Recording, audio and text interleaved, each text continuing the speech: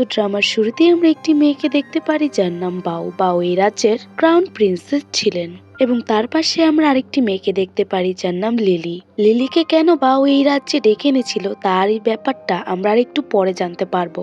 বাও লিলিকে এখানে এনেছিল কিছু রিসার্চ করার জন্য। সে সেগুলো পূর্ণ করে এবং তাকে বিভিন্ন পরীক্ষা নিরীক্ষার সম্মুখীন হতে হয়। অবশেষে তার পরীক্ষা সম্পূর্ণ হয়। এরপর বাওয়ের দাসীটি বাওকে জাগিয়ে তোলে এবং বাও বলে, আমি যেহেতু অন্য পুরুষের মা হব তাই জেনারেল লিওর কাছে আমি যেতে পারবো না, তাই তার পক্ষ থেকে তোমাকে আমি পাঠাবো। এই ব্যাপারে যেন জেনারেল লিও কিছু না জানতে পারে, কারণ সে পরের বছরে মহারাজ হতে চলেছে। আর এখানে বলে দিচ্ছি যে বাও হচ্ছে জেনারেলের বউ। জেনারেল যেহেতু বহু বছর বাড়ি ফিরবে তাই তাকে তার সম্মুখীন হতে হবে। বাও যেহেতু জেনারেল লিওর সাথে কথা বলতে চায় না বা দেখা করতে চায় না, তাই লিলিকে বলে, আমার দেহর মতন তোমার দেহকে সার্জারির মাধ্যমে আকার দেওয়া হবে, কারণ তোমার দেহ আমার দেহর মতন একদমই নয়। এরপর লিলিকে আগেকার পুরনো যুগের মতন সেই স্টাইলে তাকে স্কার্টিং করা হয়। মানে সেই যুগে তো কোনো অপারেশনের জন্য অজ্ঞান করা ওষুধ দেওয়া ছিল না, তাই নির্মমভাবে তার সার্জারি করা হয়। অবশেষে তার সার্জারি সম্পূর্ণ হয় এবং তাকে অত্যন্ত সুন্দরী লাগছিল। এরপর বাউয়ের সামনে লিলিকে নিয়ে আসা হয়। বাউয়ের দাসী এবং বাউ সহ তো অবাক হয়ে যায় এবং লিলিকে এতটা সুন্দর লাগছিল বলে বাউ সেখানে চলে যায় এবং এই ভয়ে ভয়ে বলে যে তুমি যদি রাজাকে সিডিউস করার চেষ্টা করো, মনে রেখো আমার কাজ সম্পূর্ণ হওয়ার আগেই আমি তোমাকে মেরে ফেলতে পারি, কারণ আমি এই রাজ্যের ক্রাউন প্রিন্সেস। খুব তাড়াতাড়ি আমি এই রাজ্যের মহারানী হতে চলেছি। তখন লিলি মনে মনে বলতে থাকে, তুমি তাও মহারানী? এই রাজ্যের রানী একমাত্র আমি হওয়ার যোগ্য। এই বলে লিলি তার অপারেশনের রুমে চলে যায় এবং তার সেই রক্তমাখা কাপড়টি আগুনে জ্বালিয়ে দেয়। এবার আমরা জানতে পারি আসলে লিলিকে ডাকা হয়নি, বরং লিলি নিজে ইচ্ছায় এখানে এসেছিল এবং আমাদের পাস্টের কিছু সিন দেখানো হয়। আসলে লিলির ছবি একজন বাউকে দেখাচ্ছিল। তখন বাউ বলে, হ্যাঁ এই মেয়েটাই তো। বাও এবং ওই লোকটির কথার পতনে বুঝতে পারে যে জেনারেল লিও আসলে যুদ্ধক্ষেত্রের জন্য প্রতিনিয়তই বাইরে থাকে, কারণ তাকে যুদ্ধের ক্ষেত্রের সময় অনেক সময় তার স্ত্রীর থেকে দূরে থাকতে হয়। এই সুযোগে বাউ নানান পুরুষকে নিজের কাছে ডেকে আনতো। এই খবরটা তো লিলি জানতে পেরে যায় এবং লিলিকে মারার জন্যই মূলত সেই লোকটিকে পাঠানো হয়েছে।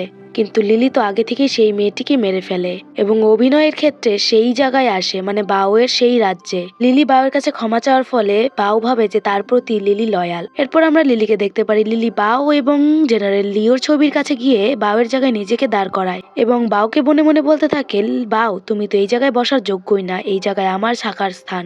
এই বলে সে তার চুলের কাঁটাটা দিয়ে বাউয়ের ছবিটিকে ধ্বংস করে দেয়। এরপর জেনারেল লিওর ঘরে বাউ সেজে লিলি সেখানে যায়। জেনারেল লিও তো বাউকে এতদিন পর দেখে, মানে লিলিকে দেখে তো অবাক হয়ে যায় এবং সবাইকে তার ঘর থেকে চলে যেতে বলে। এরপর জেনারেল হা করে শুধুমাত্র বাউকে দেখতে থাকে, মানে বাউ রূপে তো লিলি এখানে রয়েছে, তো আমরা লিলি বলেই ডাকবো। এরপর জেনারেল লিও বাউকে কাপড় সরাতে বলে, অর্থাৎ মানে তার হাতে যেই থাকা টুপলিটি আছে সেটা সরাতে বলে। তখন লিলি পাশে থাকা মোমবাতিটাকে নিভাতে বলে। এরপর মোম নিভানোর পর সে তার চেহারা দেখায়, যার ফলে অন্ধকারে তো জেনারেল লিও তার চেহারা বুঝতে পারে না এবং ভাবে বাউ এতটা সুন্দরী কিভাবে হয়ে গেল। আমি যাওয়ার পরে হয়তো সে অদ্ভুত কিছু মাখে। তখন লিলি খানিকটা ভয় পেয়ে বলে, কি হয়েছে জেনারেল লিও? তখন লিও বলে, না কিছু হয়নি। এরপর তারা ওয়েডিং নাইট স্পেন্ড করতে থাকে, কিন্তু কিছুক্ষণ পর বাউ মানে লিলি আচমকা চমকে ওঠে। মানে সেই জায়গায় তো তার খানিকটা ব্যথা রয়ে গেছে, কারণ সেই অপারেশনের দাগ তার এখনো রয়ে গিয়েছে। জেনারেল লিও খুব তাড়াতাড়ি বুঝে যাবে যে সে বাউ নয়, তাই তাড়াতাড়ি সেখান থেকে উঠে যায়। লিও তো অসন্তুষ্ট হয়ে সেখান থেকে চলে যেতে চায়, কিন্তু লিলি তাকে আবারও বাধা দেয়। জেনারেল লিও তো অবাক হয়ে যায়, যে বলে যে সে এতটা রোমান্টিক কবে থেকে হয়ে গেল। অন্যদিকে বাইরে থাকা দাসী রূপে বাউ মনে মনে প্রচন্ড জ্বলে উঠছিল। এরপরের দিন সকালে তো জেনারেল লিও লিলির কাপড়টাকে শুকছিল, মানে বাউ। এরপর লিলি তো দাসীর রূপ ধরে জেনারেল লিওর কাছে চলে আসে এবং তার খাবার পরিবেশন করতে থাকে। জেনারেল লিও ভাবে যে বাউ, এই বলে সে তার দিকে এগিয়ে যায় এবং তাকে জড়িয়ে ধরে, কিন্তু লিলি ইচ্ছাকৃতভাবে ঢং করে এবং কাপটিকে ফেলে দেয়। জেনারেলকে বোঝাতে চায় যে সে বাউ নয় এবং জেনারেল লিও তো প্রচন্ড রেগে যায় এবং বলে, বাউ কোথায়? তোমার সাহস হলো কিভাবে আমাকে সেডিউস করার? এরপর লিলি সঙ্গে সঙ্গে তার কাছে ক্ষমা চায় এবং বলে, বাউ আমাকে এখানে পাঠিয়েছে আপনার সেবা করার জন্য। কিন্তু তারপরও জেনারেল লিও বলতে থাকে যে বলো, সত্যি করে বলো তোমাকে এখানে কে পাঠিয়েছে। কিন্তু লিলি তো বারবার কথা বলতে থাকে এবং বলে, এখানে আমাকে বাউই পাঠিয়েছে, বিশ্বাস করুন আমায়। তখন জেনারেল লিও তাকে ছেড়ে দেয়। তখন লিলি ইচ্ছাকৃতভাবে উঠতে গিয়ে হুচট খায় এবং জেনারেল লিও তাকে ধরে ফেলে। এতে তো তাদের একটা ক্লোজ মোমেন্ট শুরু হয়। লিলির স্পর্শটি কেন যেন তার রাতের কথা মনে পড়িয়ে দিচ্ছিল। আসলে সেটা তো লিলি ছিল, কিন্তু জেনারেল লিও এখনো জানে না। কিন্তু জেনারেল লিও তো এটা এখনো জানে না। তখন বাও জেনারেল লিওর কাছাকাছি আসার চেষ্টা করলে জেনারেল লিও তাকে সরিয়ে দেয় এবং বলে, স্পর্শ করার চেষ্টা করবে না। কেমন ছেলে রে ভাই, কালকে রাতে লিলি তার সাথে ছিল, এখন লিলিকে স্পর্শ করতে না করে। যদিও জেনারেল লিও এখনো জানে না, কিন্তু তারপরও ভাই স্পর্শ দেখে বোঝা উচিত ছিল। এরপর সে সেখান থেকে চলে যায় এবং লিলি বলতে থাকে, চিন্তা করো না জেনারেল লিও, খুব জলদি তোমাকে জানিয়ে দেব যে আমি আসলে কে। সে এটাও ভাবতে থাকে যে জেনারেল লিও আসলে কতটা সুন্দর। লিলি তো এতটাই তার সুন্দর যে মুগ্ধ হয়ে গেছিল, সে জানতেই পারে না যে বাউ এখানে আসছে। বাউতে এসে তাকে একটি চর বসিয়ে দেয় এবং বলে সাহস হলো কিভাবে রাজামশাইয়ের কাছে যাওয়ার। মানে বুঝতে পারছেন জেনারেল লিও এখনো রাজা হয়নি, তার আগেই সে তাকে রাজা বলে সম্বোধন করছে। এরপর সে তো তার উপর অত্যাচার করতে শুরু করে, কিন্তু তার দাসীটি তাকে নিষেধ করে দেয়। সে বলতে থাকে, ক্রাউন প্রিন্সেস, আপনি যদি তাকে এখন মারেন সেই ছাপ কিন্তু জেনারেল লিও দেখতে পারবে এবং আপনার উপরে সন্দেহ করতে পারলে সেটা কিন্তু ভয়ঙ্কর হবে। এবং সে তার হাত থেকে কাঁটাটি নিয়ে যায়। তখন বাউ বলতে থাকে, তুমি এভাবে ছাড় পেয়ে গেলেও আমার হাত থেকে ওভাবে ছাড় পাবে না। এই বলে সে তার হাতটিতে অনেক জোরে লাথি মারতে থাকে, মানে ঘষা দিতে থাকে, যার ফলে লিলি তো প্রচন্ড ব্যথায় চিৎকার করতে শুরু করে। কিন্তু বাউ বলতে থাকে, চিল্লাও চিল্লাও, এখানে তোমাকে কেউ বাঁচাতে আসবে না। তো সে দেখতেই পারেনি পাশে জেনারেল লিও দাঁড়িয়ে আছে। এই বলে সে তার প্রজাপতি ট্যাটুর মধ্যে সেই গরম লোহাটি দিতেই যাবে, তখনই জেনারেল লিও সেই দৃশ্য দেখে ফেলে এবং মনে পড়ে যায় কালকে রাতে সেই মেয়েটির পিঠেও সেই কালো ট্যাটু, মানে সেই লাল ট্যাটুটা ছিল, মানে যেই প্রজাপতিটা। এটা দেখে সে তাকে চিনতে পারে এবং সঙ্গে সঙ্গে তাকে রক্ষা করতে চলে আসে এবং তাকে সেখান থেকে বাউয়ের সামনে কোলে তুলে নিয়ে যায়। এই ঘটনার পরে সে শুধু একটাই কথা বলতে থাকে, লিলি আমার পথ কেড়ে নেবে। তখন তার দাসীরা বিরক্ত হয়ে যায় এবং তার কথা আটকানোর জন্য তাকে বলে, আপনি একটি কাজ করতে তো পারেন, জেনারেল লিওর খাবারে আপনি ট্রাক মিশিয়ে দেন, যার ফলে সেই রাতে আপনারা ক্লোজ হয়ে যাবেন। তখন বাউ এই প্রস্তাবে রাজি হয়ে যায়। সিন কাট হয় এবং আমরা জেনারেল লিও এবং লিলিকে দেখতে পারি। জেনারেল লিও লিলিকে তার ঘরে রেখে সেখান থেকে চলে যেতে চায়। জেনারেল লিও সেখান থেকে চলে যাবে বলে লিলি বলতে থাকে, আপনি আমাকে ছেড়ে চলে যাবেন না। জেনারেল লিওর মনে পড়ে যায় কাল রাতে তাকে ঠিক এই কথাটাই বলেছিল বাউ। সে কনফিউজড হয়ে যায় যে আসলে কি সেটা লিলি ছিল না বাউ ছিল, কিন্তু সেই ব্যাপারে লিও বা বাউ কাউকেই বলে না। এরপর সে লিলিকে বলে, ঠিক আছে, তোমাকে আমি এখানে মলম লাগিয়ে দিয়েছি। এরপর সে সেখান থেকে বেরিয়ে যায় এবং বাইরে ছিল তার সার্ভেন্টকে বলে যে কালকে রাতে আমার পাশে কে ছিল, লিলি না বাউ, তুমি এটা খুঁজে বের করে আমাকে খবর পাঠাও। সিন কাট হয় এবং আমরা লিলিকে দেখতে পারি। লিলি বলতে থাকে যে বাউ, খুব তাড়াতাড়ি তোমার পর্দা আমি ফাঁস করব এবং এই রাজ্যের মহারানী হব। এর পরের সিনে আমরা বাউয়ের দাসীকে দেখতে পারি। বাউয়ের দাসী তো জেনারেল লিওর খাবারে কিছু একটা মিশাচ্ছিল। তখন পেছন থেকে লিলি এসে তাকে ঘুমের ওষুধ দিয়ে সেখানে অজ্ঞান করে দেয় এবং সে নিজে গিয়ে বলে, বাউ, খুব তাড়াতাড়ি তোমার সমস্ত পর্দা ফাঁস করে দেবো। এই বলে সে বাউয়ের খাবারে কিছু একটা মিশিয়ে দেয় এবং ঢাকনা লাগিয়ে সেখান থেকে চলে যায়। সিন এখানেই কাট এবং আমরা বাউ এবং জেনারেল লিওকে খেতে দেখতে পাই। বাউ জেনারেল লিওকে ডেকেছিল আজকের রাত যেন তারা একসাথেই খেতে পারে। আসলে বাউয়ের তো অন্য মতলব ছিল, খাওয়ানোর নয়।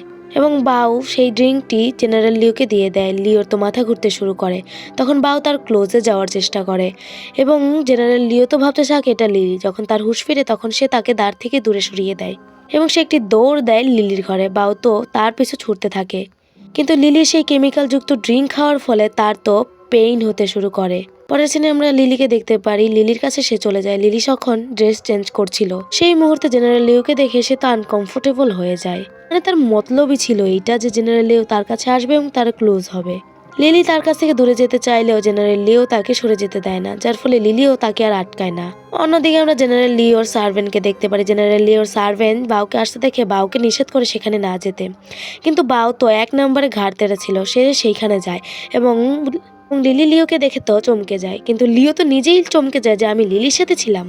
এবং সে লিলিকে দোষারোপ করতে গিয়ে সে মনে পড়ে যে লিলিকে তো সেই জোরাজোরি করেছিল, যার ফলে সে এখন কারোরই দোষ চাপাতে পারে না। তখন লিলি তো ভালো সাজার অভিনয় করে। তখন বাউ এতটাই রেগে যায় যে তাকে মারার জন্য তার কাছে আসে, কিন্তু জেনারেল লিও তাকে আটকে দেয়। এটা দেখে বাউ তো অনেকটা কষ্ট পায় এবং সেখান থেকে যাওয়ার সময় তার বাচ্চা সেখানেই নষ্ট হয়ে যায়।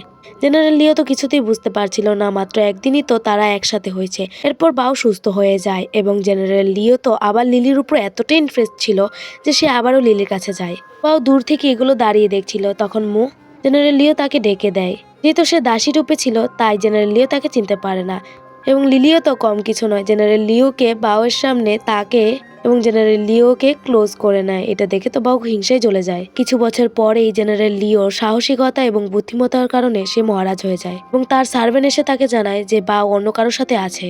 অন্যদিকে সেই ব্যক্তিটিকে দেখতে পারি যে বাউয়ের সাথে ছিল। বাউয়ের সাথে যেই লোকটি ছিল সে বলতে থাকে তোমার ব্লিডিং কবে থেকে হয়ে গেল। তখন বাউ এমন অভিনয় করতে থাকে যে সেই বাচ্চা নষ্ট হওয়ার কোনো কারণই জানতো না, আসলে তার প্ল্যানই ছিল এগুলো। এবং সে সেই লোকটির সামনে ভান ধরতে শুরু করে, সেই লোকটিও বিশ্বাস করে নেয় যে সত্যি এখন হয়েছে। তখন মহারাজ সেখানে আসলে বাউ তো সেই লোকটির উপর দোষারোপ করে, তো লোকটিকে সে ধাক্কা মারলে লোকটি তাকে বলে বাউই আমাকে এখানে ডেকেছে। তখন সেখানে লিলিও আসে এবং তাকে সব সত্য কথা বলে দেয়। তখন বাউকে তো সে কোনোদিনও ক্ষমা করবে না এবং বলে বাউ তুমি যে অপরাধ করেছো তার কোনো শাস্তি আমার কাছে নেই। তখনই সেই দাসীটি আসে, মানে বাউ যার উপর এতদিন অত্যাচার করে তাকে মেরে ফেলার হুমকি দিয়েছিল, এই মেয়েটি বর্তমানে পাগল হয়ে তাকে সেখানেই মেরে ফেলে। এর কিছুদিন পর আমরা লিলি এবং জেনারেল লিউকে দেখতে পারি। জেনারেল লিউ বলে এই ইন্ডিপেন্ডেন্টটা তুমি কোথা থেকে পেয়েছো? তখন লিলি বলে ছোটবেলায় আমার একজন ফ্রেন্ড আমি হারিয়ে গিয়েছিলাম বলে দিয়েছিল। তখন জেনারেল লিও বলে সেই লোকটি আমিই ছিলাম, বর্তমানে আমি এখন মহারাজ, তাই আমি তোমাকে দ্বিতীয়বার বিবাহ করতে পারবো। সিন কাট হয় এবং আমরা 20 বছর পরে দেখতে পারি মহারাজ এবং লিলির খুব সুন্দর দুটো সন্তান ছিল এবং তারা খুব সুখে জীবনযাপন করছিল। এবং এই হ্যাপি মুহূর্তেই আমাদের এই ড্রামাটি শেষ হয়। আশা করি এই ড্রামাটি আপনাদের খুব ভালো লেগেছে এবং আমার ভিডিওটি ভালো লেগে থাকে একটি লাইক করে দেবেন। Bye bye.